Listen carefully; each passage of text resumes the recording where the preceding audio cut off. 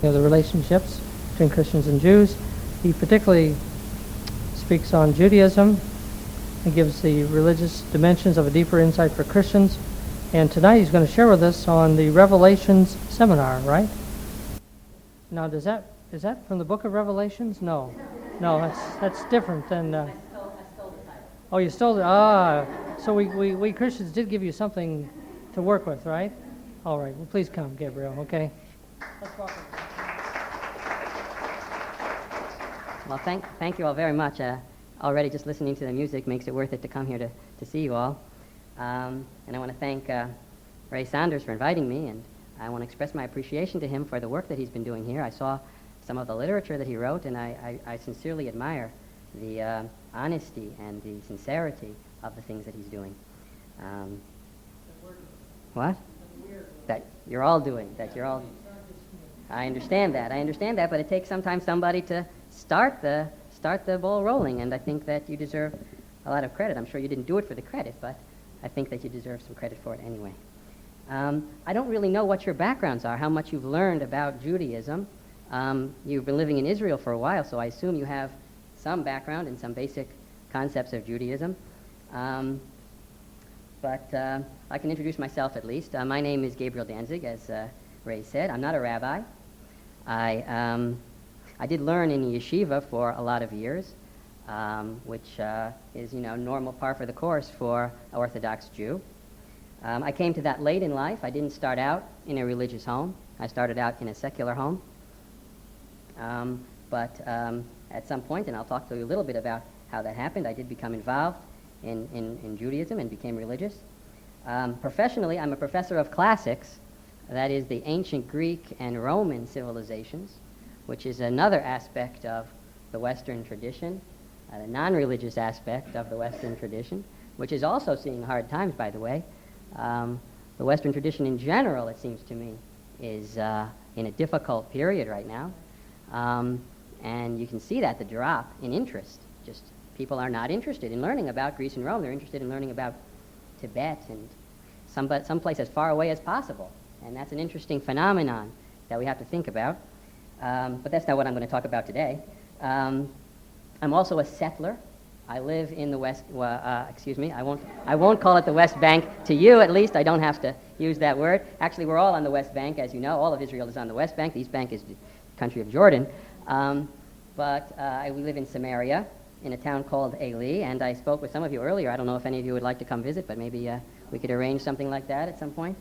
And I also contribute to the Jerusalem Post and to Israel National News, which is English language internet source for news about Israel, which is a very worthwhile publication, in my opinion. And as Ray mentioned, I am beginning to speak to Christians about Christian-Jewish relations.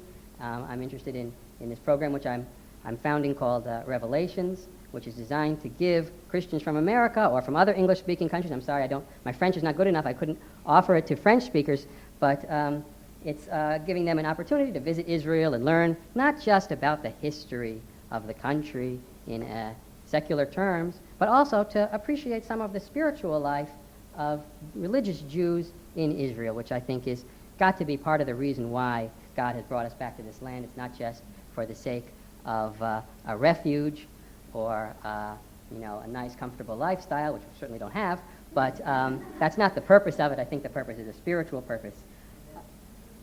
And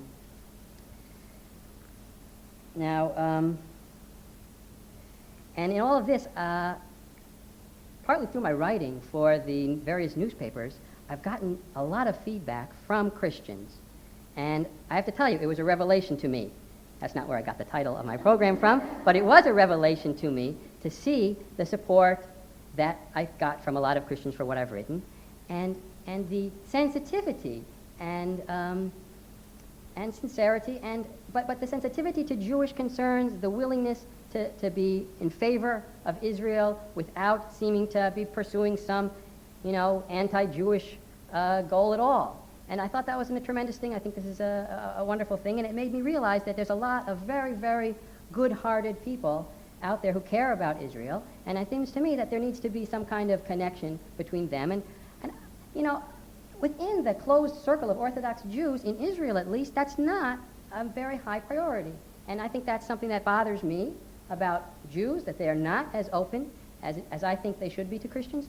And I think that that's needs to be a little bit of a moderation in that attitude.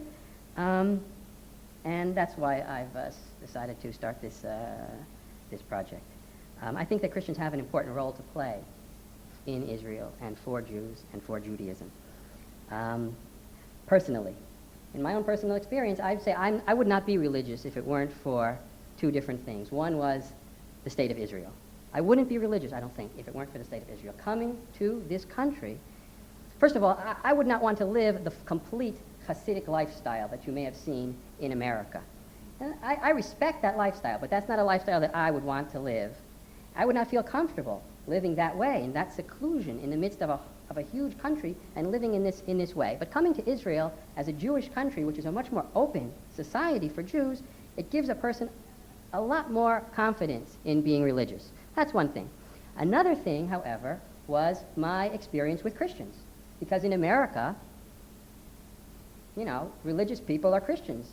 And Christians have had a very big influence on me. I had neighbors who were Christians, and I mean believing Christians, and who did not pressurize me, but they spoke to me about their beliefs. And even if they didn't necessarily persuade me at the time, but I think that the ideas that they gave me sunk in somewhere along the road, and certainly they made me curious and made me explore things. There's a lot of examples of that. One example I'm sure you've heard of yourselves already is the story of Ilan Ramon, the Israeli astronaut who said the Kiddush on Fridays and made all of Israelis proud, even the secular ones. And he was a secular person himself. And maybe you know that the reason why he did it and who pushed him in that direction. You've heard that story, right? The story of Rick Husband, who is a religious Christian and was encouraging Ilan to say Kiddush. Now, that's something that I couldn't do. If I went to Ilan Ramon and I said to him, why don't you say Kiddush on Friday? He would say, that's none of your business, right? He wouldn't want me as a Jew to tell him to say Kiddush on Friday night. But when he hears this from a Christian, he says, hey, maybe I should. When you see something like that, I think this is a new phenomenon in the world. I don't think this is something that was going on 100 years ago. And I think that this is a sign that we're getting closer to a redemption period. And I think you see the same kind of thing. Why do I think that? Is because you see this very same thing in the Bible. This is something that I noticed only recently, is that you've got frequently in the Bible cases of these non-Israeli people who are giving the Israelis, or the Israelites, a kind of a encouragement in believing in their own God. Now, who am I speaking of? You may know a lot of these examples yourselves. I hope you do. But one of the first ones, this is actually before you can really talk about Israelites versus non-Israelites, but the first one is probably Melchizedek, who says to Abraham, Baruch El Elyon, blessed is the supernal God. He says this to Abraham, and he's not part of the covenant with God. He's not related to Abraham, but he's the one who says that. And you don't see Abraham saying that. I mean, Abraham was a religious person, obviously, but in the Bible, you see that it's not Abraham who says it, it's Melchizedek. The next one you see is, of course, Jethro, right? Jethro, Moses' father-in-law, after they come out of Egypt. So comes Jethro, and he says the famous words, Baruch Hashem, blessed is God. And he's the first one who says that. And that's Jethro, a Midianite, who's saying that to Moses. The list just goes on. It's a pattern throughout the Bible. You see that with the story of Bilam. I don't know how you pronounce it in English. Is it Balaam or Balaam? Bilam. Well, you know who I mean. A guy with the confusing name. And Balak tells him to come and curse the Jewish people. He says, I can't do anything that God doesn't say. He can't do that. He knows that he is working with God. And finally, he tries to do something. He wants to help out this, King Balak some way or other. He goes there, he tries to say something, and out comes a blessing. He says, Ma tovu ohalecha Yaakov mishkenotecha Yisrael. How beautiful are your tents, people of Israel. And we say this now every day in our morning prayers. We are saying what Bilam, this non-Jewish prophet, had to say. The examples just go on. There's Rachav, right? How do you call her? Rahab? Rahab. Let's say Rachav since we're in Israel. That's the way she said it. So then you've got Rachav, who helps those spies when they come into Jericho, and she says, why does she do that? She says, Ki Hashem Elohechem Hu Elohim b'shamayim ima'al ve'al ha'aretz mitachat. Your God is the God in the heavens above and in the worlds below. This is Rachav saying this to the spies of Joshua. You've got the same thing with the Queen of Sheba. If you remember her, right? She comes to Shlomo, she comes to King Solomon, she sees that beautiful Beit HaMikdash, she says, Baruch Hashem. She sees that there is wisdom in among the Jewish people. You see with Ruth, you see a similar kind of a thing. Your God is my God. And I'm going to come back to this example. I think this is the most important example, really, is in the book of Jonah, where you've got those sailors who are telling Jonah to start praying, and he's not interested in doing it. So you see, there's this relationship in the Bible of the foreigner who's coming to the Jewish people and encouraging them in their own path. And that's what we saw also with Ilan Ramon, and I think that this is an extraordinary phenomenon. In the Bible, actually, you see a lot of, on the other hand, the Jewish people have frequently some problems. I'm not saying that they're disbelievers, they are believers. But there are some problems that they cause in the Bible. I mean, if you read through it, you just see one after another. I mean, that's all it is. It's just mistakes after mistakes after mistakes. Now, I think that that's not a coincidence. I think that there's a reason why this book is originally, as I understand it, written for that people. Okay? It's a sermon addressed to that people, and it wants to tell them what they did wrong and what they have to change. And it wants to show them that, outside of your group, there's people who have a slightly better attitude sometimes. And that's part of the method that the Bible uses. So I wouldn't want to take those things out of context and say, wow, this people was just bad. I think that that's part of the strategy, part of the aim of God when he's writing this book to us, is to remind us that we have to improve. So you see this contrast on this issue in the Bible. But in addition to this aspect where I see Christians especially, but as having a role to play, I think it's also important for Christians to learn more about Judaism. And I want to explain to you why. First of all, there's two basic reasons. One is for yourselves. I think that there's an enormous spiritual richness in this religion that is, a shame to go through your whole lives without confronting it and learning about it. And also, insofar as there is this role of the Christian and the non-Jew towards the Jew, so the more you know about Judaism, the more you can do in that area. But as I say, the Jews don't really, I don't know what your experience is, but Orthodox Jews don't tend to share this stuff too much. That's a reality.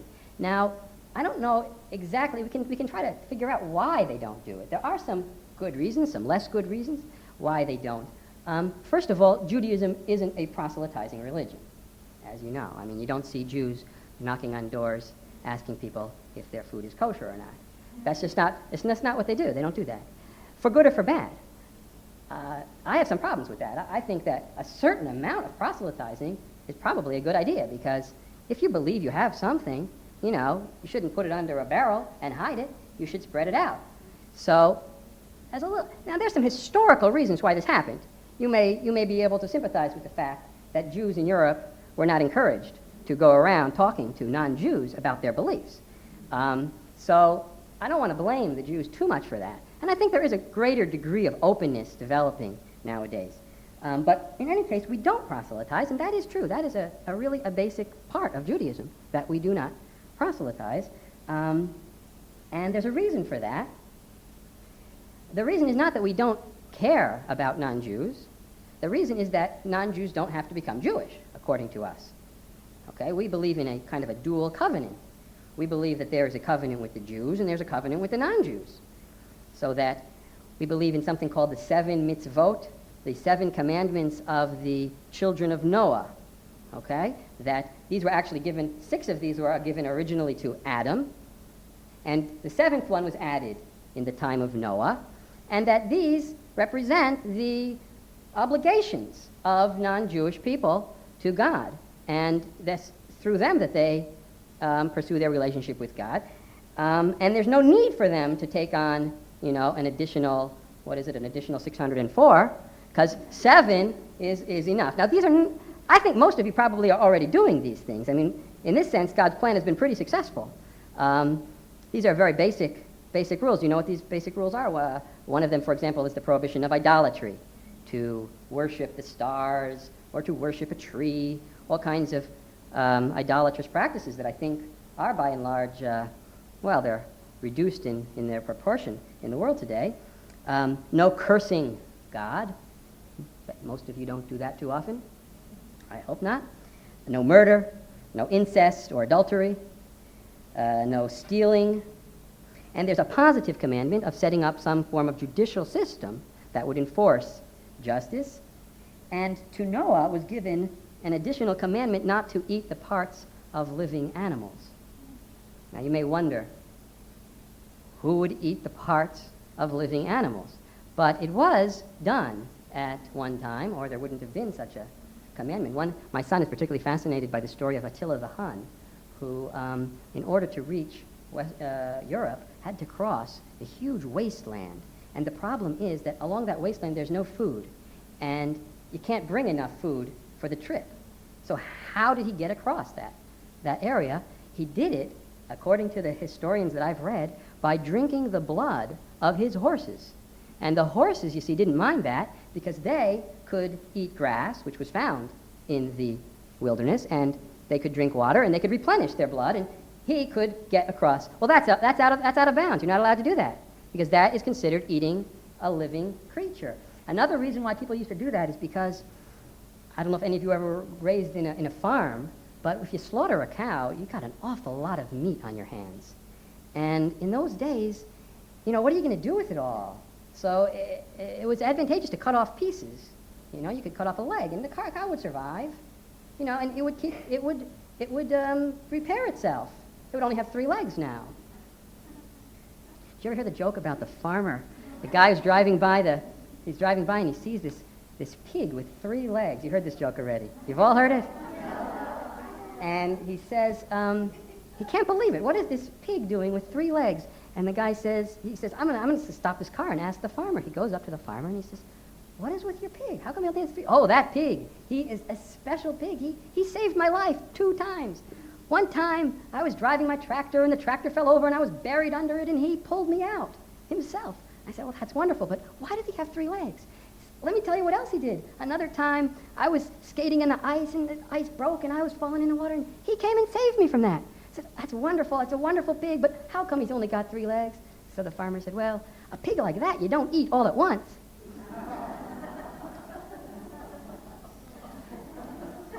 Apparently that was a practice in the ancient times. Now, when you get to Abraham, you get additional commandments, circumcision, and with Isaac and Jacob, until you get to Moses, you get a whole bunch of commandments, and these are given to the Jewish people as their special obligation. And it's another very, very serious question as to why God would want to do that. I mean, by separating out this one little group, and creating division, really, within humanity, which has led to some serious suffering of human beings. And now we think that God had a reason for doing it. We think there must have been a good reason behind it. But it is a serious question as to why he did it. I'm not going to answer that one for you today.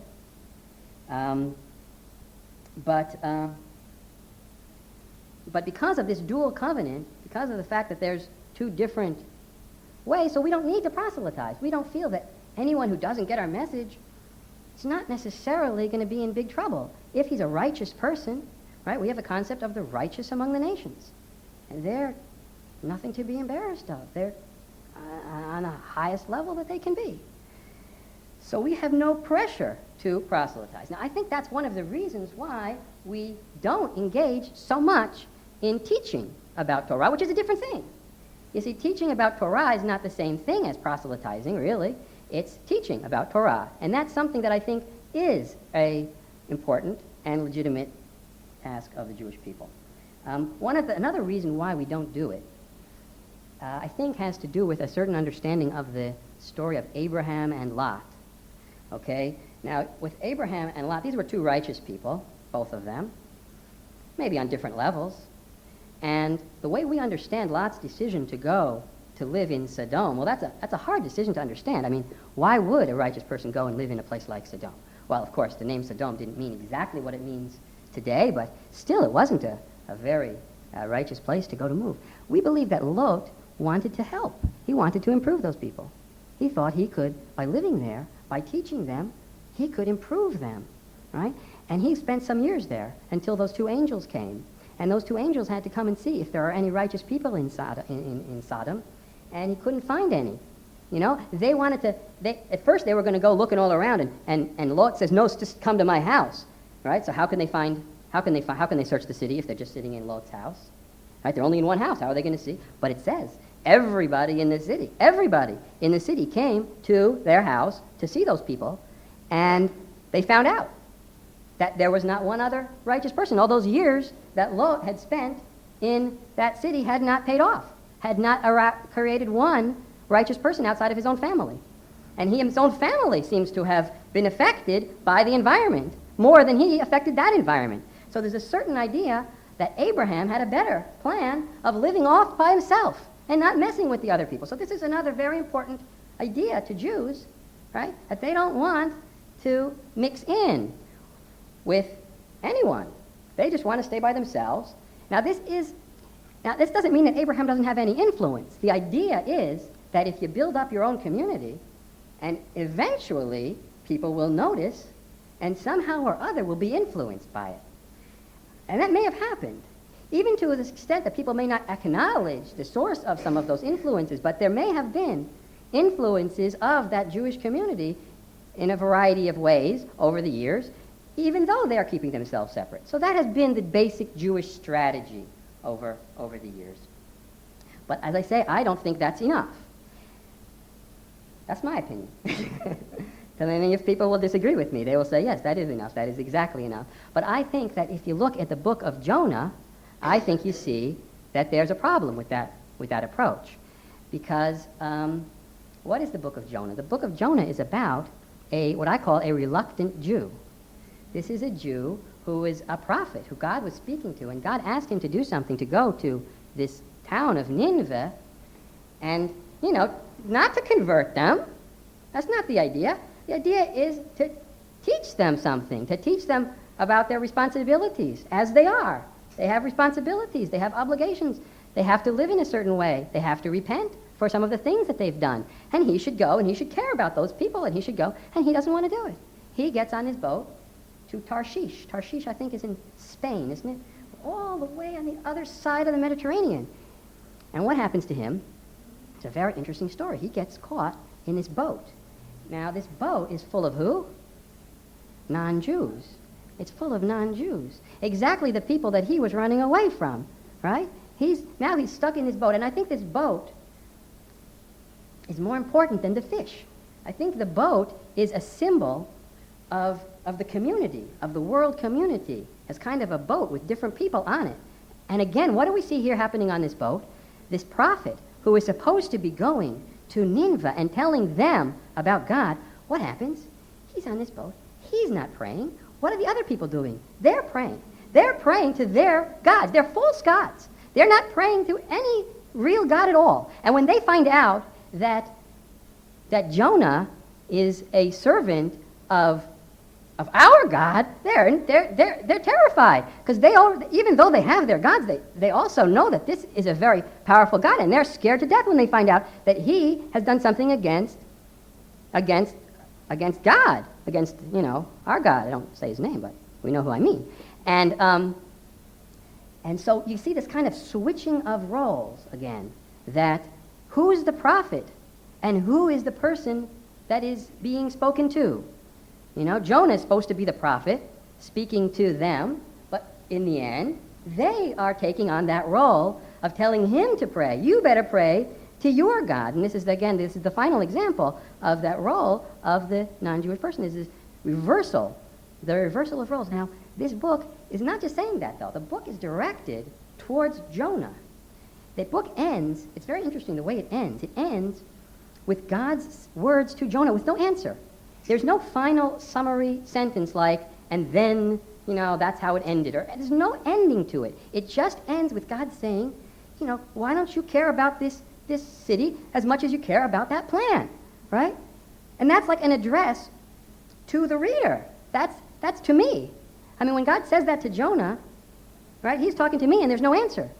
There is no answer. I'm supposed to do it, what it says there. That's the way I understand the book of Jonah. I understand that the Jews are supposed to be a light unto nations, are supposed to teach Torah to the rest of the world.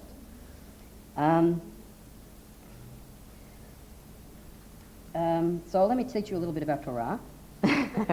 I'm sure you probably know a lot of these things, but everyone has their own little angle on things. Judaism, as I see it, is not a tradition. It is not a culture. It is a divine revelation of God to a particular people at a particular time. It's a unique event. It never happened, as far as I know, anywhere else. I don't think there's even any claims that there was something like that happened anywhere else. I don't think there's a claim of a large group of people. Sometimes you might hear from somebody that, God spoke to him in private somewhere. But I don't think there's anyone who says that a whole nation heard the word of God. I don't think there is another case like that. Now, according to our tradition, this revelation included, more than what is written in the 5 books of Moses. Now, Moses was up there for 40 days and 40 nights. Now, he was a smart guy, so he would have been able to learn a lot more than what it says in those 5 books in that time period. Moreover, there are many places in those 5 books. Do you have to sleep there? Do you have to eat there? What are you doing in that booth? How many hours per day are you supposed to stay there? How are you supposed to do all these things? If you just look at it, if you took 20 people and they were just to read the Bible and start to do it on their own, you'd probably get 22 different opinions about what you're supposed to do exactly. So, and that's just not just there, it's everything. Everything in those 5 books is unclear. Some things are extremely unclear, like when it says that you should have to put these signs on your head. Like, what signs are they that you're supposed to put on your head? What are they? It doesn't say. There's no directions how to make those signs, what those signs look like. Now, obviously, when God gave this thing to Moses, so he had to explain to him how to do it. I mean, they had to start doing it then, right? In the time of Moses, they had to do it, and they had to keep doing it. So they were doing something. They were dwelling in some kind of booth, and they were wearing something on their heads. They must have known what they were wearing on their heads, and they must have known what kind of booth they were dwelling in. All right? So but that's not written down in the Bible as we have it, and that's what we call the oral tradition that accompanies the Bible and helps us to figure out how to, adapt these things. Sometimes if you look at the way it's written in the Bible, it might seem preposterous, it might seem cruel, it might seem unworkable. But with the oral tradition, together with the oral tradition, it is actually very doable. And that's one of the major principles of our religion. Now, the main thing you see in these 5 books is the number of commandments, lots of commandments to do. Why do we have them? This is a major question. Why did God want us to do so many darn things? We don't know fully. We have, many explanations, but we don't call them explanations. There's a special word for this in Hebrew. It's called ta'amim. We call it ta'amei mitzvot. You can translate that reasons for the commandments. But actually the word ta'am means taste. And it means a taste about the commandments, a taste of what they are. We can know to a certain extent. We can see on many of them, we can see obvious reasons for them. Why do we, forbid murder? Why do we have, even Shabbat is a very reasonable thing, really, if you think about it. There's plenty of good reasons for the commandments, but we don't think that those reasons exhaust the purposes. We don't think that, oh yes, they did kosher because of health reasons, and so now that we've invented fire and we can cook, pork, so now we can eat it because, they didn't have fire back then, and nobody notices that the Chinese eat pork, and there's lots of them, and they seem to have survived perfectly well while eating pork. So we don't want to say, even though there might be some health reasons involved, why not? Why not have all kinds of reasons, all kinds of benefits that can accrue to somebody who observes those commandments? But we don't think that we know everything about them. But we know a lot of things about them. And one of the important ideas, I think, here has to do with the meaning of the word mitzvah. It has two meanings. The simple meaning is related to the word tzav, or commandment, an order. Right? A mitzvah is a commandment. You have to do it. Another meaning, this is why it's important for you to go to those ulpanim and learn Hebrew. There's a variety of meanings in these terms. So the word mitzvah is also related to the word tzevet, or staff. That's, like when you're next on your airplane, and if you listen to the LL announcer, he'll say, thanks to our tzevet. That's their staff. It means a group of people who are working together. Betzavta. If you're working betzavta, you're working as a group, in union, together. Okay, so that's one of the meanings of the word mitzvah. That mitzvah is not just a commandment, it's a way of getting closer. It's a way of getting closer to God. It's a connection. It's a way of connecting yourself to God. And I want to explain why that's so. These mitzvahs, these commandments, as I'm sure you know, are all-encompassing. They are done not just in a synagogue, not just on a holiday. They're done all the time. They have to do with the most mundane things. You know that there are even regulations about which shoe to put on first in the morning, and everything that you do, there's nothing that you do that cannot be done in relation to God, right? So, why? Why is this? To some people, it is a burden. To some people, it does become a burden because they don't feel any spiritual connection when they're doing this. They just think their father's telling them they have to do this and they have to do that. Maybe their father also doesn't appreciate why these things are supposed to be done. But for many people, this is it's something that they can live without. I mean, everything you do has to be filled with godliness. And that's what these mitzvahs are about. There's a famous saying in the Mishnah. It says, be careful with a small commandment as you would with a serious commandment. Interesting saying, because this saying admits that there are small commandments and serious ones. There is a difference. They're not all the same. But at the same time, it's saying you have to be careful with both of them. And the word, again, the word for to be careful in Hebrew, do you know what that word is? Caution. You ever seen the word caution? Zihirut. Zihirut. But zihirut has another meaning. Zohar is illumination or brightness. So when it says, be careful with a small commandment just as you are with a serious one, it means, on a deeper level, that you can get the same connection to God, the same feeling of godliness, no matter how small the commandment is.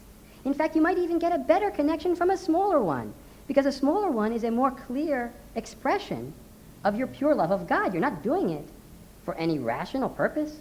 You could put on the other shoe first. But you get a special connection from, even in small ways, finding some way to connect to God. There's a very nice story about the Baal Shem Tov. You've heard of him, I'm sure, the famous prophet of Russia of the 18th century. He lived about the time of George Washington. He would go around saying to everybody that he meets, Ma shlomcha, how are you? Why did he do this? He was a nice person, but also because the traditional response of a Jew when he's asked that question is Baruch Hashem. He doesn't say, I'm okay. He says, Baruch Hashem. And whenever anyone would say that, Baruch Hashem, so he would just smile. He would just feel like, wow, he said Baruch Hashem. And he would explain that there's a saying in the Psalms about God, Yoshev Tehilot Yisrael, that he dwells on the praises of Israel, that whenever those praises are being said, God's presence comes down. And the Baal Shem Tov would just to see that, just to feel that in the air, he would ask everyone, how are you? And this is the idea of the mitzvot. There's a famous midrash, maybe you've heard it also, about the angels who were a little bit annoyed with God that he gave the beautiful Torah to human beings to do. You've heard this one, some of you. And they said, how can you give such a precious thing to human beings, basar v'dam, made of flesh and blood? What do they have to do with it? Give it to us. And Moses explains to them, Moses has to answer them himself, and he explains to them that in this Torah, if you look at it, it's mostly not relevant to angels. It's mostly relevant to human beings with flaws, who need to be told, don't kill, don't worship other gods. These are not problems for the angels. They don't need this kind of thing. Which means that the Torah is given especially to human beings in order that it will penetrate to the lowest, simplest, most material parts of their lives. That is the great advantage that the angels can't do. The angels can't do things with their bodies. They can't do things in a material sense. They don't need godliness to come down to their level because they're already at such a high level. But we do. And the whole idea of giving the Torah is connected with bringing godliness down into the material world. And there's another reason why this is so important, because in a philosophical point of view, we know that we can never really grasp God fully with our minds, with our intellects. And therefore, even when we try, even when we do get an experience of godliness, there's always a separation between us and God, because we're thinking about God, and God is different from us. But when you're doing a commandment, when you're performing an act, so you're relating to God in a different way. You're not looking at him. You are performing his will in the world. It's like your hand. Your hand can never grasp your mind intellectually. Your hand doesn't have those intellectual capabilities. But what your hand can do is it can obey what your mind says to it. And in a similar way, through the Torah, right, the Torah is giving us God's instructions so that we can then become a kind of an extension of God's will in the world. And that's especially in the material aspect of things, because that's the area which we live in and where he wants his presence to become manifest. And we're the only ones who can do that, because angels don't live in the material world. So they can't possibly bring godliness into this world. And this is the way we see the idea, the goal of Torah. There's one more aspect of this, which is that there's a deal of holiness in the Torah, and that's because we believe that in the Torah, even, as I said, we don't grasp the whole thing. We grasp part of it. God has contracted himself. He has put himself into a semi-material form so that we can relate to it. And the way we describe this is that he's put clothing onto his essence. We couldn't grasp his essence directly. But he's put a kind of clothing onto his essence, kind of covering. We can read it and we can think it's a regular story. We don't have to see the deepest aspects of God. But God is inside of it. You see, this is what we believe, that inside of those words is God's essence. And there's a famous analogy to a king that might be wearing a lot of clothing. And you might say that that clothing interferes, that you can't really embrace the king because of all those clothing on, but it's not true. When you embrace the king, you're embracing the king even if he's wearing all those clothing. And that's why the Jews see the Torah as such a holy thing, because it's the clothing through which we are able to embrace God. Now, that's, in a few seconds, some ideas about the theological theological aspect of Torah. I hope that, as I said, I hope that by learning about these things, it can recharge your own spiritual batteries to give you an appreciation for God's revelation. And I also think it will help you, perhaps, when you're meeting Jews and you see Jews who are so far from this and who are so far from their tradition, that you can perform a mitzvah of helping them on the way back. When a Jew meets someone like Rick Husband, I think that magic happens. Thank you very much.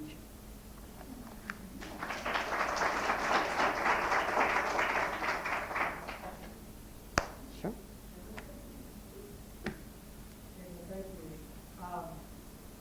Thank you. I told you I've just been in the land since September.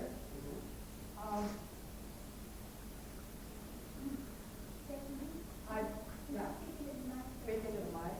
Well, we need to use a separate mic. Can you say one more? We'll just handle it. The question is, explain to me, please. I know there's differences between Reform and Conservative and Orthodox. Okay. And I know there's not too many Reform Jews hanging around in Israel, apparently, that claim to be Reformed that I've met. But I'm sure there may be. We deal with a lot of Russian immigrants who are not any of those three, but a lot of them have Jewish blood, and some of them are in-laws, so to speak, by marriage. But the ones even who have Jewish blood, they're at least 2 generations removed from any kind of practicing Judaism because they were in Russia. And they may remember their grandmother who kept Sabbath or had some kind of feast or something like that, but otherwise they're pretty lost. And so how does Orthodox Judaism expect in any way for these people to grasp onto it? And I'm talking, and also the other secular Jews, so to speak. I mean, there's it seems in my mind, just as an observer, there is such a black and white between a secular Jew, a person coming from Russia, and an Orthodox person. I mean, it's such a big gap. I mean, it's like they can't even imagine it or something. Can you?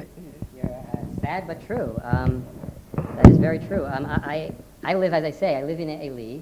It's a small community. We have Russians, we have French, we have Americans, we have Israelis, Ethiopians. We have a very wide variety of Jews. I teach there a class on the Tanakh. We're dealing with Book of Joshua right now, and that's attended mostly by Russians. I try to explain it in terms that make sense to them, and I hope I'm having some success. I think there are individuals and institutions which are trying to reach out. It's not so easy. This is not there's no coercion in this country. We can't force them to go to religious schools. They go to which schools they want to. You have to realize Israel's a complicated thing. It was not founded by religious Jews. It was founded by secular Jews. And they set up the institutions. And those institutions are still running. It's very hard to get through that. It was very hard to get new immigrants to be put in religious communities. Many times it has happened in the past 20, 30 years. They have started to go to religious communities as well. But there's a battle over the character of Israel. And the secular Israelis would prefer that people don't, get too excited about anything. So whether that we could do more work, I think we could. I think that Orthodox Jews should be doing more work than they are doing. I like the Chabad movement. I think they're wonderful people, and they do try to reach out as much as possible to Russians. We have a Chabad rabbi in our town also who works with the Russians.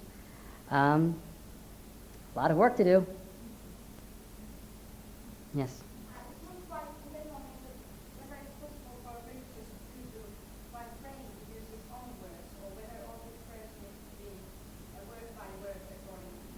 Mm-hmm. There are set prayers. That was an innovation of Ezra at the time of the the rebuilding of the temple. He didn't feel that we could anymore rely on spontaneous prayer, and so he did innovate and create fixed prayers. With that, that's only your obligation. There is always an opportunity for adding personal prayers to an unlimited degree. There's a special section in the prayer where you can add additional prayers, and you can pray to God at any time of day in any way that you want. Not all Jews do that. There's a group called the Breslov Hasidim who are very much involved in personal prayers to God. There's a beautiful book that was written by Rabbi Nachman of Breslov called, I think, The Prayers of Rabbi Nachman.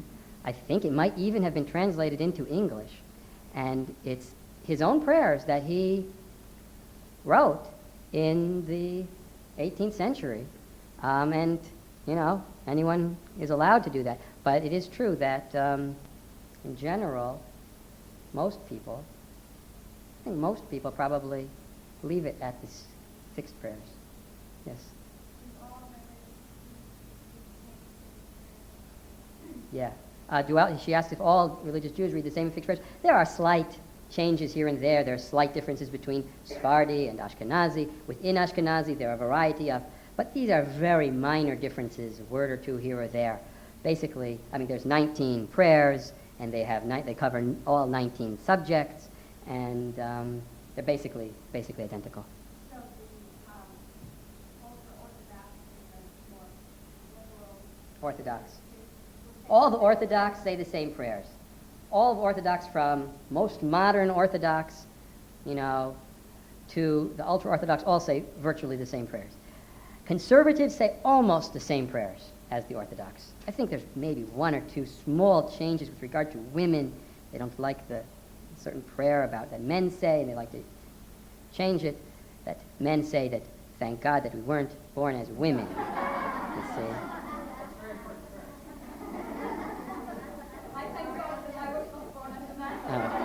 There you go. So that one, I think that the Reform may have, the Conservatives may have changed. Reform, I'm not as conversant with. I believe they've introduced a lot.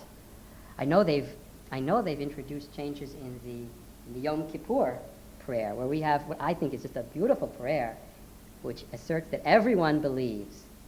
It says that everyone believes in God. That's what we say on Yom Kippur. Everyone believes in God. And they've changed that because they thought that was too imperialistic, so they say we believe in God. That's one change. I think they've made a lot of changes, including praying in English. By the way, praying in English, there's a whole history to these things. Praying in English is fine.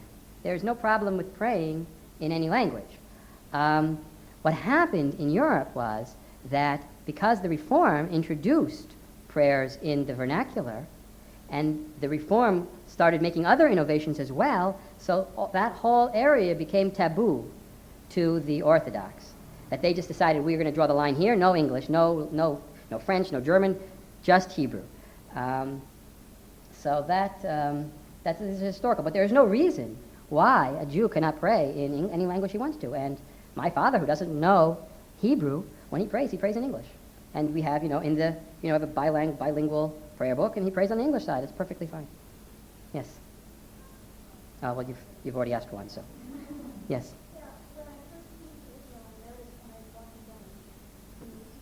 Nice question. Interesting. I call that a nice question because I can answer it, That's if the rabbi's late to a Jewish prayer, to start without him, because we don't really need him. All you need for a prayer is 10. Well, here again, you're getting into problematic territory. We say 10 adult men over age of 13, and the Reform and Conservative groups, I don't think Reform even requires 10, but I think that the Conservative require 10 regardless of the gender, which means that you can have a smaller congregation. You see, we need really 10 couples, essentially. See, we need 10 men. So I think if they want to include women, they should make it 20, because it's not fair. But anyway, that's what you need. And then there is an institution called a gabbai. There is a beadle, you might call it in English.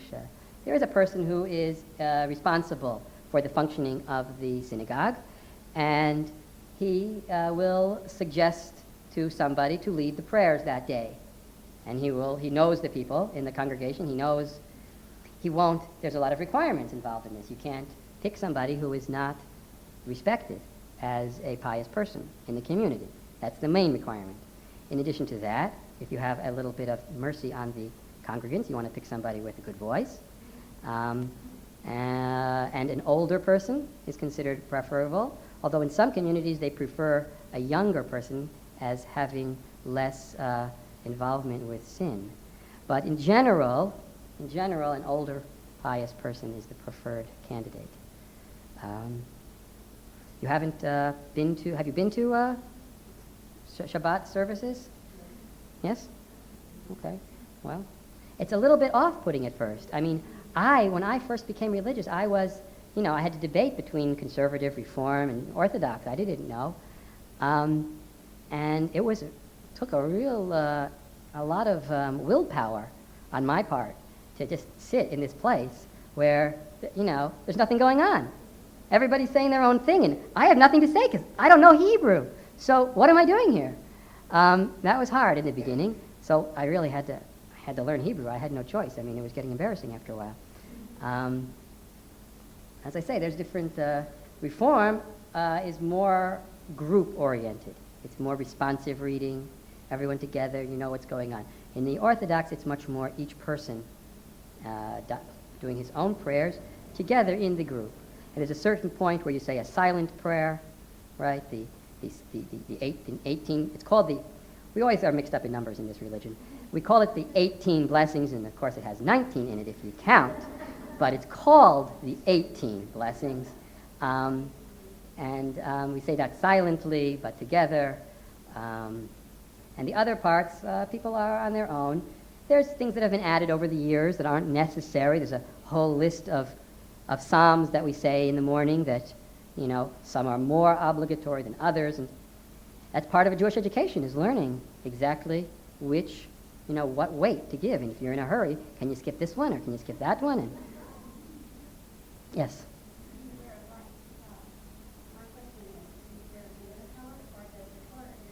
I mean, for most everybody in the world, it does. The town where I live on is not generally black kippah. Most people in my town have the knitted kippah, which means that we're part of the, Zionist religious movement. And I also feel that I'm part of the Zionist religious movement, although I learned in yeshivas in a Haredi yeshiva, which is the black, and I started wearing a black kippah at that time. I don't know, I think it looks okay, no? It looks fine to me, and I don't know, I just don't like white on my head. It doesn't, my hair is black, so I should wear a black kippah. That's what it is for me. But for most people, it is a sign of, and then it's how large it is. If you have a knitted kippah that comes down near the ears, that's a serious kippah, and that means something, and you'd probably like to get to know that guy. What? No, that would probably be Breslov. They also wear white. They wear a different kind, like a sweater, with a tassel on the top. But then there's also this big round ones that come down like this. And then there's, all different groups evolve their own thing. The main thing is covering your hair, and it doesn't really matter which color it is. Yes? Can we get a program for things like a baseball program? In the States, you get buy a program when you go to the stadium. Which will tell you Can we get a colored program? when you go to a synagogue, of all the groups. What they wear. That's a great project. Why don't you do a research project on that? You're the one who wants to explain stuff. No, I want you to do that, and I want you to send it to the Jews. Yes.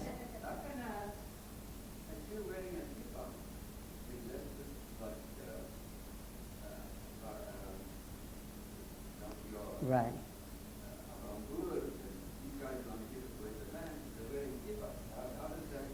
Okay, well, this is we are people who like to disagree about things. And there are major disagreements about politics.